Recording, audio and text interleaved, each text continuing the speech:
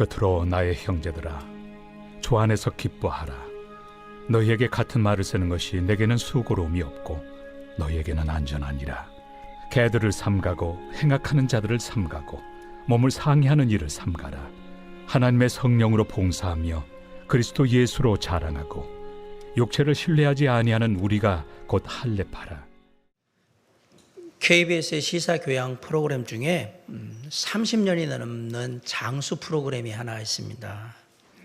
아마 여러분 들으면 금방 알 거예요. TV쇼 진품 명품. 지금도 하나? 예, 합니다. 이 프로그램은 1995년도에 방영이 돼서요. 아직까지 방영이 되고 있어요. 각 분야의 전문가들과 연예인들이 나와서 감정평가단을 만들고 골동품을 가지고 나오면 그것의 진위 여부와 함께 가치가 얼마나 되는지를 값으로 매기는 그런 프로그램입니다.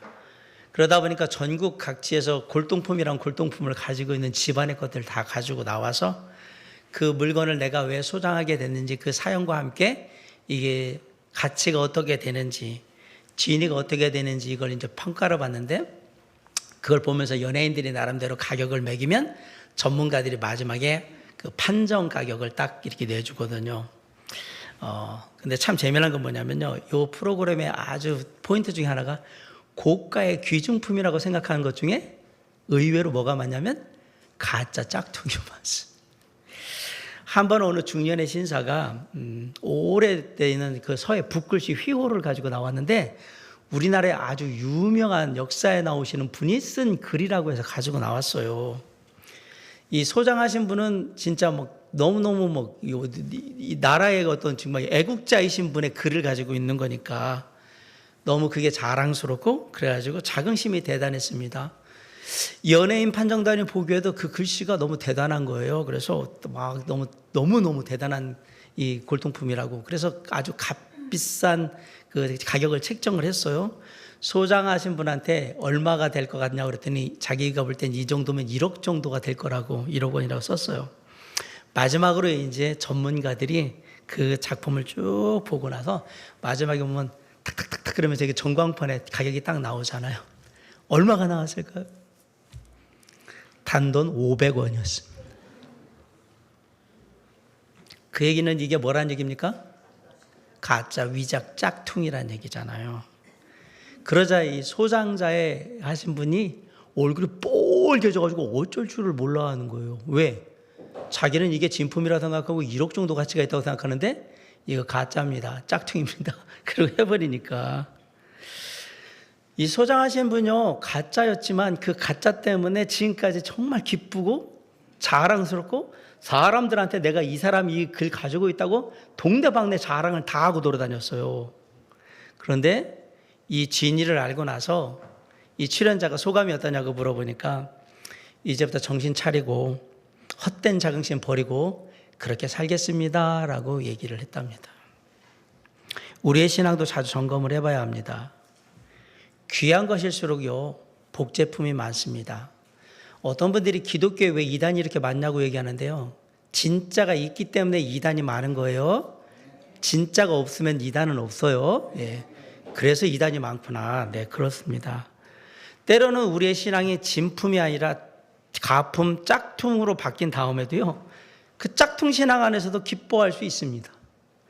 그리고 때로는 그 짝퉁 신앙 안에서도 남모른 감격이 있기도 하고요. 짝퉁 신앙 안에서 나름대로 겸손한 또 섬김이 있을 수 있어요. 아무리 가짜 짝퉁 신앙이라고 해도 그 안에 나름 열심히 하는 것도 있고요.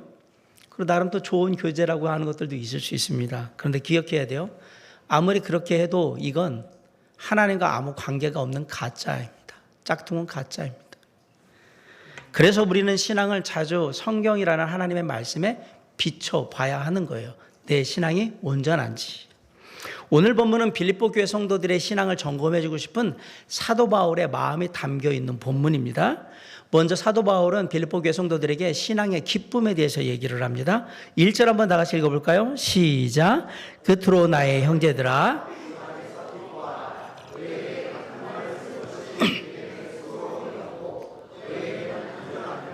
새번역 성경은 끝으로 나의 형제 자매 여러분, 주 안에서 기뻐하십시오. 내가 같은 말을 되풀이하여서 쓰는 것이 나에게는 번거롭지도 않고 여러분에게는 안전합니다 라고 번역을 했어요. 그러면서 사도 바울은 1장에서 얘기했던 두 가지 내용을 다시 얘기를 하는데, 첫 번째, 바울은 1장에서 기쁨을 얘기를 했거든요. 1장 4절에서 빌립보 교회 성도들을 위해서 기도할 때마다 내가 기쁨으로 항상 간구한다라고 얘기를 했습니다. 두 번째는 1장 18절에서 내가 비록 감옥에 갇혀 있는 상황이지만 예수 그리스도의 복음이 계속해서 전해지고 있는 것으로 인해서 내가 기뻐하고 또한 기뻐하리라라고 얘기를 했어요. 그게 첫 번째 바울이 1장에서 얘기했던 게 기쁨이었고요. 두 번째 얘기한 게 사도 바울은 그리스도의 복음을 대적하는 자들에 대해서 얘기를 합니다. 사도 바울이 1장 28절에서 그리스도의 복음에 합당한 생활을 하되 뭐라면 무슨 일에든지 대적하는 자들 때문에 두려워하지 말라라고 권면을 합니다. 그 당시 빌립보 교회 성도들은 복음에 대적하는 그 사람들 때문에 어려움을 겪고 있었습니다. 그런 빌립보 교회 성도들에게 사도 바울이 오늘 3장 1절에서 뭐라고 얘기하냐면 다시 한번 주 안에서 기뻐하라 라고 권면을 하면서 내가 같은 말을 또 한다라고 쓰고 있다라고 얘기를 합니다. 그러면 사도 바울이 같은 말을 반복해서 쓰는 이유가 뭘까? 1절에 이렇게 얘기했어요. 이게 빌립보 교회 성도들에게 안전하다. 내가 같은 말을 계속 반복하는 게 너희한테는 좋을 것이다 얘기잖아요. 1절에 안전하니라 라는 말이 헬라어로 아스팔레스예요. 아스팔레스. 뭐하고 좀 영어에 무슨 단어하고 비슷하다는 생각이 안 드십니까? 이 아스팔레스라는 단어는 하나님으로부터 오는 안정감, 확실성 이런 거를 표현할 때 아스팔레스라고 하는데, 여러분 도로 공사할 때 포장할 때 무슨 포장한다고 그러죠? 아스팔트 포장한다고 그러죠? 이 아스팔트라는 영어 단어가 바로 이 아스팔레스에서 온 단어예요. 견고하고 확실하고 안전하다 이 얘기를 하는 거예요. 그러면서 빌립보 교회 성도들이 어떤 심각한 위험에 처해 있는지 모르겠지만 사도 바울은 그들의 안전을 위해서 내가 같은 말을 반복한다라고 얘기하면서 얘기를 합니다. 그러면 그들이 빌립보 교회 성도들이 처한 위험은 과연 뭘까? 2절을 보면 나와 있습니다. 2절 한번 보겠습니다. 시작. 개들을 삼가고 네. 새 번역은 개들을 조심하십시오. 악한 일꾼들을 조심하십시오. 살을 잘라내는 할례를 주장하는 자들을 조심하십시오. 이렇게 번역해 놨어요. 여기서 빌립보 교회 성도들을 향해서 바울이 3번씩이나 삼가라, 조심하라고 계속해서 얘기를 하고 있습니다. 그럼 뭘 조심하라는 얘기일까? 2절에 보니까 개들, 해악하는 자들, 몸을 상해하는 일을 조심하라라고 얘기를 합니다.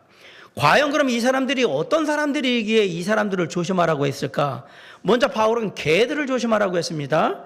이 개들은 우리가 집에서 기르는 애완견 같은 개를 얘기하는 게 아닙니다. 사냥꾼이 데리고 다니는 사냥개나 마약을 탐지하는 마약 탐지견 얘기하는 게 아니에요. 요즘은 개를 집안에서 키우니까 사실 그런 일이 없지만 가끔가다 이렇게 집안에 보면 개조심, 옛날에는 많았죠, 그죠? 맹견조심 뭐 이렇게 가지고 개조심 표지판 같은 게 많이 있었어요. 오늘 본문에서 사도 바울이 지금 개들이라고 했을 때 그 개들은 누굴까? 그 당시에 진짜 개들은요, 사나웠고요, 막 제멋대로 이렇게 들개처럼 돌아다니면서 쓰레기통 뒤지고 막 그랬어요. 그래서 유대인들에게 개는 아주 더러운 짐승이에요.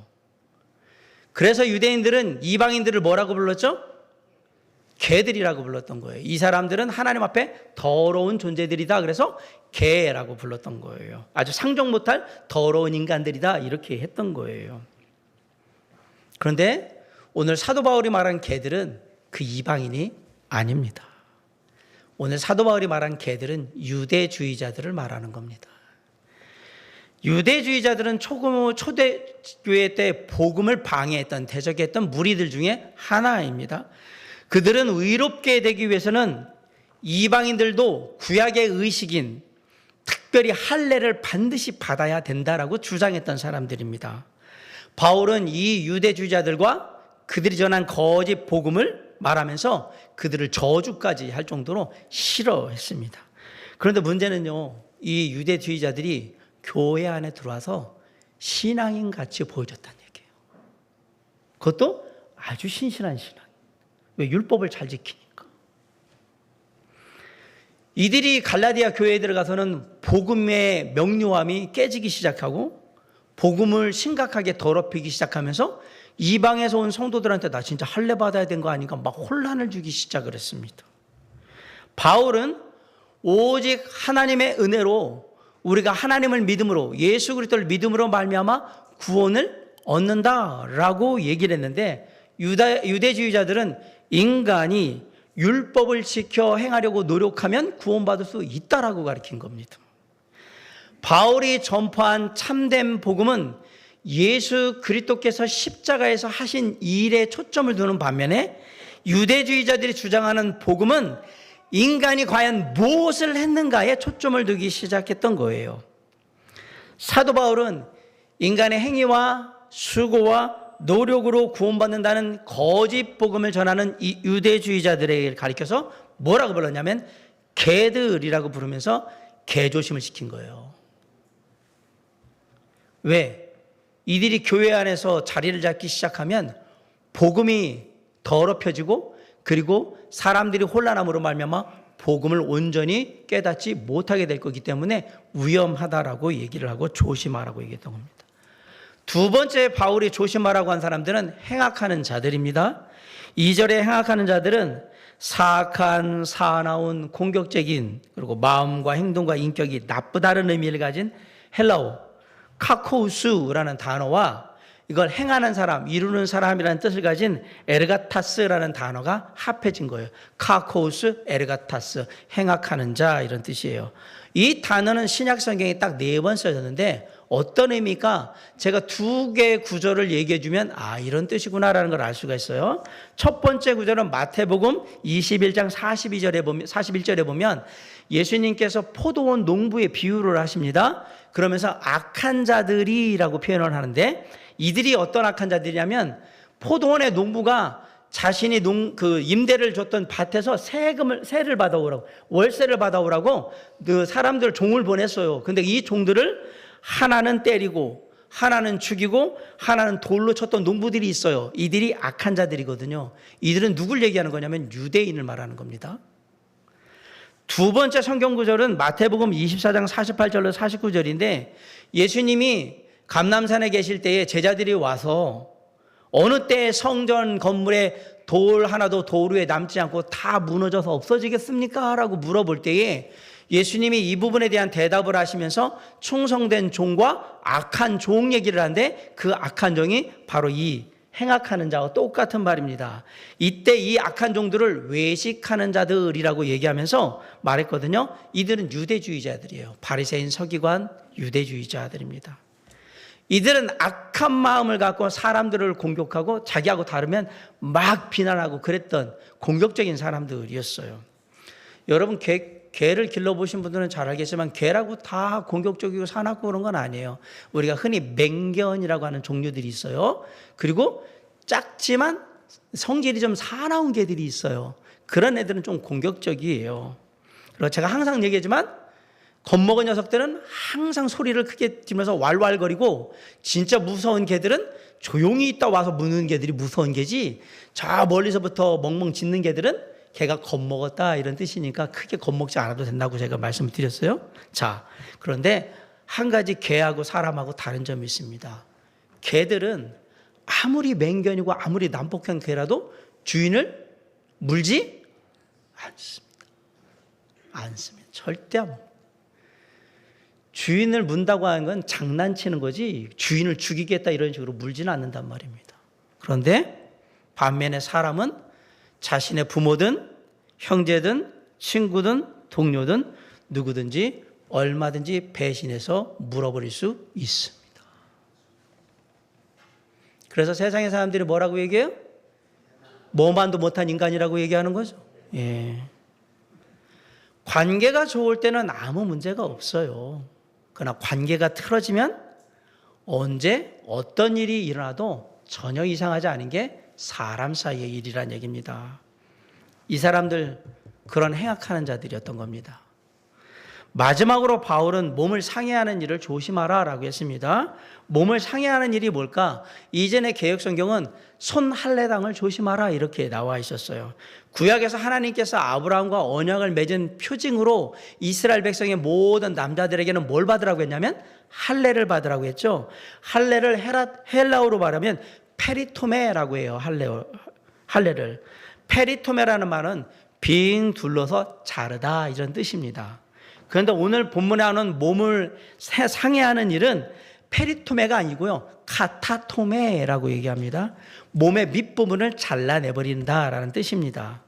바울이 말하는 몸을 상해하는 일은 할례와 같은 그런 의미에서 얘기한 게 아니라 뭘 생각하시면 되냐면 여러분 구약의 열왕기상 18장에 가면 선지자 엘리야가 갈멜산에서 바알 선지자들하고 그 쉽게 말하면 하나님의 능력을 가지고 싸우면 다투는 모습이 나오죠.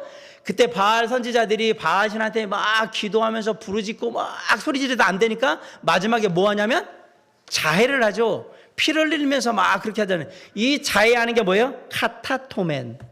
요거예요, 요거. 이런 몸을 자해하는 의식은 구약에서는 엄격하게 금지된 겁니다. 하면 안 되는 겁니다. 함부로 자신의 몸에 자해를 하거나 이런 것들은 하나님이 원하시는 일이 아니다라는 뜻이에요. 사도 바울이 얘기하는 거예요. 빌립보 교회 성도들이 구약에서 말하는 유대인의 할례도 아니고 그냥 의식으로 나는 몸에 할례를 할 거야. 이거는 몸을 자해하는 건 똑같다. 왜 이걸 하느냐? 문제가 있겠죠. 이렇게 몸을 상해하는 일을 사는 사람들을 여기 지금 유대주의자들이라고 얘기했는데 바리새인들과 서기관 같은 사람들을 지금 유대주의자라고 얘기했던 거예요. 그럼 왜 이들이 문제가 됐느냐? 나는 할례를 받아서 하나님께 드려진 백성입니다. 이렇게 말은 하는데 거기에 아무런 영적인 성장도 없고 변화도 없고 의미도 없는 가운데 그 일을 하고 있는 거예요. 할례를 받고 있는 거예요. 사도 바울이 그걸 보면서 너희는 그냥 육체 할례를 받으면 다 된다고 생각하는데 아무 의미가 없다라고 비판한 거예요. 그럼 왜 사도 바울이 비판했느냐? 마음의 할례를 받지 않은 상태에서 육신의 할례를 받아봐야 그게 무슨 의미가 있니? 라고 얘기를 했던 거예요. 마음의 할례가 뭐예요? 진심으로 내가 죄인이고 예수 그리스도께서 내 죄를 위해 십자가에 달려 죽으심으로 말미암아 그 사실을 성경대로 믿는 모든 사람을 구원을 얻는다라는 그 성경의 사실을 믿는 자, 그래서 구원받은 자는 마음으로 할례를 받았다라고 사도 바울이 표현한 건데 니들은 그게 없잖아. 너희 안에는 하나님이 안 계시잖아. 예수 그리스도를 안 믿잖아. 그리고 할례 받으면 그게 무슨 의미니? 아무 의미가 없지. 그냥 네 몸에 자해하는 거나 똑같아 라고 지금 얘기를 한 거예요. 이 유대주의자들은 항상 목을 곧게 하고 하나님의 성령을 거부했고 항상 하나님의 말씀에 불순종했습니다. 그럼에도 불구하고 외적으로 볼 때는 철저히 율법을 지키고 조상의 유전을 따르니까 이 사람들 진짜 대단한 사람들이다. 겉으로 보기에는 대단한 신앙인으로 보였던 거죠. 그런데 아니었던 거예요. 그래서 사도 바울이 로마 교회 성도들에게 이 사람들에 대해서 권면하면서 뭐라고 얘기하냐면 로마서 2장 28절 29절에 무릇 표면적 유대인이 아니요 표면적 육신의 할례가 아니니라 오직 이면적 이면적이라는 마음의 유대인이 마음의 할례 받은 유대인이며 할례는 마음에 할지니 영에 있고 율법 조문에 있지 아니한 것이라 의식으로 하는 게 아니다. 그 칭찬이 사람에게서가 아니요 다만 하나님에게서니라. 하나님은 마음에 할례 받은 자를 잘했다 칭찬하신다 이 얘기예요. 육신의 할례 받은 걸 칭찬하는 게 아니라 마음에 할례 받은 자를 칭찬하신다. 그러면서 이제 바울은 이런 개들 행악하는 자들 몸을 상해하는 일을 조심하면서 우리가 힘써야 될 진짜 신앙이 뭔지에 대해서도 얘기를 해주고 있습니다. 3절을 한번 같이 읽겠습니다. 시작. 하나님의 성령으로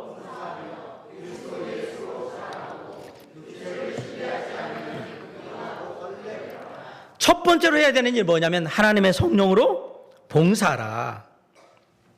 하나님의 성령으로 봉사하라. 여기서 봉사하다는 얘기가 막 섬김다, 서브 이런 게 아니라 라티리온 테스는 예배하다, worship, 경배하다 그 뜻이에요. 그러면 여기서 보면 하나님의 성령으로 예배하라 이 얘기예요. 바울이 빌립보 교회 성도들에게 하나님의 성령으로 예배하라라고 한 이유는 하나님의 은혜로 예수 그리스도를 믿어서 구원받은 모든 사람들이 마땅해야 될 당연한 일이 뭐다? 예배다. 구원받았는데 예배를 안 드리는 건 내가 구원 안 받았다고 얘기하는 거나 똑같은 거란 얘기입니다. 이거는 내가 예배 드리는 게 좋고 싫고 하고 아무 상관이 없어요. 구원받은 모든 자는 그냥 당연히 예배 드리게 되어 있는 거예요. 만약에 내가 구원받은 자인지도 불구하고 예배 드리는 게 싫다, 당신의 신앙을 심각하게 점검해 보셔야 합니다. 왜? 당연히 해야 할 바조차도 제대로 안 하고 있다면 이건 심각한 신앙의 상태가 지금 들어가 있는 거거든요. 다시 말해서 하나님이 우리를 구원하신 목적은 뭐냐면 구원받은 자들을 통해서 뭐 받기 위해서? 예배 받으시기 위해서 구원하신 거예요. 우리가 전도하는 이유는 뭐냐? 그들이 하나님을 믿고 구원받아서 뭐 하게 하기 위해서?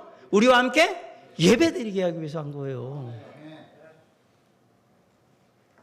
그래서 구원받은 모든 하나님의 자녀들은 반드시 성령 안에서 예배해야 하는 겁니다. 그게 첫 번째. 두 번째는 그리스도 예수로 자랑하라 라고 얘기했어요. 3절 중반절에 보면 그리스도 예수로 자랑하고 라고 그랬어요. 유대인들, 특별히 유대주의자들은 예수 그리스도를 자랑한 게 아니고요, 육신을 자랑했어요. 뭘 자랑했느냐? 첫째, 자신들이 하나님이 선택한 선민이라는 걸 자랑했고, 두 번째는 우리는 모세로부터 전해진 율법이 있다라는 것을 자랑했고, 세 번째는 우리는 하나님의 뜻에 따라 율법에 따라서 할례를 받았다. 이 세 가지를 자랑했어요. 이건 다 육신의 자랑이에요.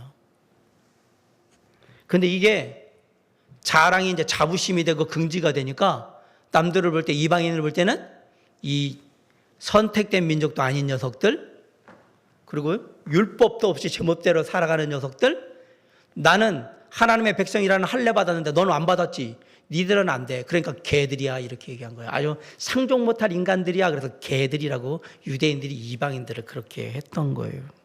차별하고. 그런 육신의 자랑, 자긍심은 내 힘으로, 내 노력으로, 내 수고로 얼마든지 내가 율법을 지켜나가면 내 구원을 이룰 수 있다라는 확신을 갖게 만드는 겁니다.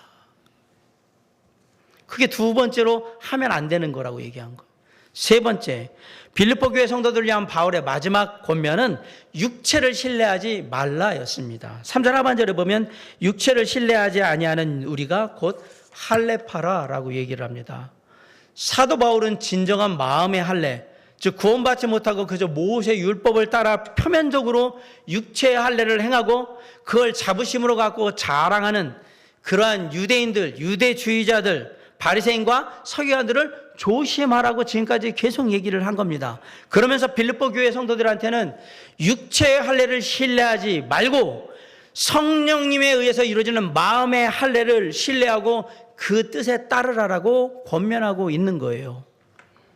우리가 육체를 신뢰하게 되면 유대인들처럼 내가 한 것에 대한 공로의식을 가지고 교만하고 영적인 우월감을 가지고 상대방을 보니까 너 새벽기도 했어? 안 했지. 너 교회 나왔어? 안 나왔지. 성경 읽었어? 안 읽었지. 이렇게 하면서 자꾸 얘기를 한단 말이에요. 그거 아니라고 얘기를 하는 거거든요. 그뿐만 아니라 형식적으로, 외적으로 사람들 보니까 그래도 이거 해야지, 내가 나와서 뭐 해야지, 예배 드려야지, 뭐 섬겨야지, 이렇게 하다 보면 신앙의 위선자가 될 가능성이 높기 때문에 육체를 신뢰하지 말라라고 얘기를 한 겁니다. 그러면 사도 바울이 말한 진짜 신앙, 진품 신앙, 영적인 신앙은 어떤 모습일까? 지금 얘기한 걸 거꾸로 보시면 됩니다. 영적인 사람들은 바울의 말처럼 하나님의 성령으로 예배를 드립니다. 요한복음 4장 23절 24절에 보면 아버지께 참되게 예배하는 자들은 영과 진리로 예배할 때가 오나니 곧 이때라. 아버지께서는 자기에게 이렇게 예배하는 자들을 찾으시느니라. 제가 항상 얘기하잖아요. 하나님이 찾으시는 유일한 한 사람은 누구라고요? 예배자예요. 전도하는 사람, 기도하는 사람, 이런 사람을 찾는 게, 성경 읽는 사람을 찾는 게 아니라 하나님은 누구만 찾으신다? 예배자만. 왜? 예배자가 전도하고 예배자가 기도하고 예배자가 성경 읽고 예배자가 섬기는 걸 아시니까. 하나님은 대단하신 분이에요. 요한복음 4장 24절에 하나님은 영이시니 예배하는 자가 영과 진리로 예배할지니라. 성령의 역사하신 가운데 하나님의 은혜에 감사하고 진리의 말씀 가운데 하나님과 만남으로 삶을 통해 예배드리는 그런 예배가 드려지기를 원했던 겁니다. 그게 하나님의 영으로 예배드린다라는 얘기고, 두 번째, 영적인 사람들은 그리스도 예수 안에서 자랑합니다. 자신의 의지나 능력이나 가진 것들을 자랑하는 게 아니라 예수 그리스도를 의지하고 예수 십자가를 자랑합니다. 그게 영적인 사람들입니다. 갈라디아서 6장 14절에서 사도 바울이 이렇게 얘기했어요. 그러나 내게는 우리 주 예수 그리스도의 십자가 외에 결코 자랑할 것이 없으니. 그러면서 사도 바울이 자랑할 게 있다면, 내 육신에 자랑할 게 있다면 뭘? 나의 약함이 자랑이다라고 그랬어요. 왜? 내가 약한 데서 그리스도가 강해지니까. 세 번째로, 영적인 사람들은 육체를 신뢰하지 않습니다. 이 말이 뭐냐? 유대주의자들은 자신이 할례 받았다는 것을 훈장처럼 여겼어요. 자랑스럽게 너 할례 받았어? 안 받았지? 이런 개 같은 이런 식인 거예요. 하지만 영적인 사람들은 육체의 할례를 신뢰하지 않습니다. 성령을 의지하고 성령의 능력을 자랑합니다. 그런데 놀랍게도 교회 안에서 신앙생활 하시는 분들 중에 성령의 역사하심이나 성령의 임재하심이 아니라 육체를 신뢰하는 사람들이 적지 않아 있습니다. 이 육체를 신뢰한다는 게 뭐냐? 내가 주일 성수를 다 했다는 얘기를, 내가 40일 금식 기도를 몇 번을 했다는 얘기, 내가 성경을 몇 번 읽었다고 얘기해요. 우리 집안이 목회자 혹은 장로 집안의 몇 대째라고 얘기를 하고, 내가 재력이 얼마나 된다고 얘기를 하고, 우리 집에서 교회를 몇 교회를 세웠다고 얘기를 하고, 심지어 내가 이만큼 배웠다고 얘기를 합니다. 한국 교회 박사들이 진짜 많습니다. 목사님들 중에. 근데 그 박사님들 중에 거의 제가 알기로는 90%는 다 무인가 신학교에서 받은 박사입니다. 저도 공부를 하지만요, 인가된 정규 좋은 신학교에서 박사학위를 받는다는 건 목회학 박사도 엄청 어렵습니다. 비용도 많이 들고요, 논문이나 이런 과정들도 진짜 많은 시간을 가져야 합니다. 아무나 그렇게 하는 게 아니에요. 인간적인 조건이나 사회적인 신분, 나의 종교적인 열심이나 도덕적인 의, 내가 좀 남들보다는 좀 깨끗하게 살았다? 뭐 교회적인 배경에서 아까 말씀드린 대로 뭐 우리가 몇 대째 신앙을 하고 있다? 그리고 내가 뭐 사회적으로 유명한 뭐 아무개 장로, 권사 뭐 없네. 그리고 뭐 우리가 말하는 다니엘 기도에 나왔었네. 육체를 신뢰하는 겁니다. 다. 이런 모습들은 짝퉁 신앙의 전형적인 모습입니다. 이 모습들은. 진짜 신앙은 육체의 능력을 의지하지 않고 성령의 능력으로 살고 성령의 능력으로 섬깁니다. 쉽게 말하면 하나님의 은혜로 모든 걸 한단 말입니다. 그게 진짜 신앙이에요. 그 누구도 자기 자신의 힘으로 크리스천다운 삶을 살 수 있다 없다? 없습니다. 하나님의 은혜와 성령의 역사하심이 없이는 우리는 온전한 그리스도인의 삶을 살 수가 없다. 성령의 역사가 그래서 우리 가운데 있어야 되는 거예요. 성령의 역사가 없는 삶, 바꿔야 하나님의 은혜가 임하지 않는 삶은 마른 나뭇가지와 같고 메마른 호수와 같으며 말이 없는 마차와 같고 불씨 없는 난로예요. 똑같은 거예요. 아무것도 안 일어나요, 거기에서. 왜 우리가 그렇게 오랫동안 교회를 다니고 성경 말씀을 듣고 설교를 듣고 기도를 하고 성경을 읽고 봉사를 하는데도 불구하고 왜 나는 잘 변하지를 않는가? 왜 내 삶에는 열매가 없고 나는 왜 같은 실수를 계속해서 반복할까? 그럴 때 한번 물어보세요. 혹시 성령의 역사하심과 하나님의 은혜가 아니라 내 힘으로, 내 육신의 힘으로 살려고 노력하지는 않았나 살펴보시기 바랍니다. 신앙은 단순한 이론이나 지적인 가르침이 아닙니다. 신앙에는 반드시 성령의 역사하심이 있어야 합니다. 그걸 우리는 하나님의 은혜라고 얘기를 하는 거예요. 물론 기독교의 교리를 깨달아 알려면 냉철하고 예리한 지적인 이해도 필요합니다. 그러나 그것만 가지고는 온전한 신앙이 되느냐? 안 됩니다. 더 턱없이 부족합니다. 안 돼요, 그거 가지고. 성령이 역사하셔. 그래서 우리는 성령의 역사하심을 간절히 사모하고 성령이 내 삶에 임재하시기를 간절히 원하는 거예요. 그래서 성령께서 내 안에 역사하셔서 하나님의 말씀을 깨닫게 하시고 기도하게 하시고 그리고 섬기게 하시고 기뻐하고 힘든 것들을 극복할 수 있도록 은혜를 주시고 그렇게 내 안에 자유롭게 역사하기를 간절히 소망하는 거예요. 그걸 우리는 성령의 충만함이라고 얘기를 하는 거예요. 성령의 역사하심이 없는 기독교는 상상할 수가 없습니다. 하나님의 영으로 예배하고 그리스도 예수를 자랑하며 육체를 의지하지 않는 자는 마음의 할례를 받은 여기서 말하는 진짜 할례파인 거예요. 사도 바울은 진짜 할례파가 되라. 진짜 신앙을 가져라 이렇게 얘기한 거예요. 그래서 우리는 내 안에 성령께서 역사하시기를 은혜 가운데 함께 하시기를 간절히 소망하며 내 안에 성령께서 늘 충만한 가운데 임하시기를 소원하며 간구하는 거예요. 혹여라도 하나님의 성령이 내 안에 역사하는 것을 방해하거나 성령을 근심케 하는 그런 것들이 있다면 우리는 그래서 회개하는 거예요. 성령의 역사를 방해하는 모든 것들을 다 제해야 하니까. 모든 인간적인 자존심과 자랑을 다 내려놓고 겸손하게 주님 앞에 나아가셔서 성령의 임하심을 기다리시기 바랍니다.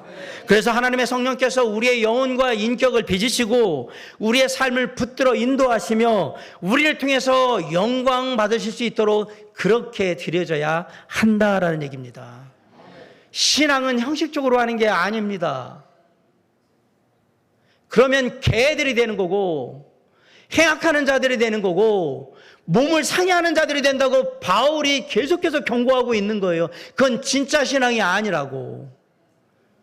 진짜 신앙은 하나님의 영으로 예배하고 오직 그리스도 예수만 자랑하며 육신을 의지하는 것이 아니라 주님을 의지하고 주님의 뜻을 따르는 신앙이 진짜 신앙이라고 얘기하는 겁니다. 지금은 가짜가 더 진짜같이 보여지는 시대예요. 그래서 대부분의 성도들은 교회나 교회 안팎에 있는 개들이 누구인지, 행악하는 자들이 누구인지, 그리고 몸을 상해하는 자들이 누구인지 잘 몰라요. 겉으로 보기엔 신앙생활 잘하는 사람 같거든요. 근데 그들이 개들이었고 그들이 행악하는 자들이었고 그들이 몸을 상해하는 자들이었어요. 쉽게 하면 그들을 따라가면 하나님의 은혜에서 멀어지고 성령의 역사하시면서 멀어지게 될 거라는 얘기입니다. 그걸 조심해서 따라가지 말라고 얘기하는 겁니다. 그들은 계속해서 우리를 유혹할 거예요. 이게 진짜 신앙이라고. 근데 그건 가짜 짝퉁입니다. 아닙니다. 그래서 사도 바울은 우리에게 얘기한 거예요. 진짜 신앙이 어떤 신앙인지, 명품 신앙이 어떤 신앙인지 우리에게 얘기했어요. 성령의 역사하신 가운데 성령으로 하나님께 예배하며 오직 나에게 자랑할 바가 있다면 나를 구원하신, 나와 함께 하시는, 지금도 나를 인도하시는 그리스도 예수만을 자랑하고 우리의 삶을 이끄시는 분이 한 분 있다면 그분은 바로 나의 육신의 능력이나 힘이 아니라 오직 우리 주 예수 그리스도 그분 한 분만을 의지하고 그분의 뜻을 따르는 것, 이것이 명품신앙, 진짜 신앙이라고 우리에게 계속해서 반복해서 얘기하고 있는 겁니다. 그래서 우리는 종교적인 사람, 짝퉁 신앙이 되어서는 안 되는 겁니다. 정말 진정성이 녹아나는 신앙인의 모습을 세상의 사람들에게 보여주셔야 됩니다. 그러기 위해서 우리는 오늘도 성령 하나님을 통해서 예배하는 영적인 사람으로 이곳에 서기를 원하는 거예요.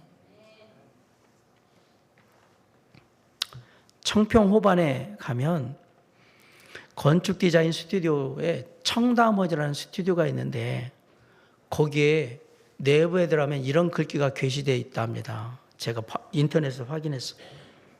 뭐라고 되어 있냐면 그 소장님이 덜 종교적인, 더 부처 닮은, 덜 종교적인, 더 예수 닮은. 이분은 크리스찬은 아닙니다.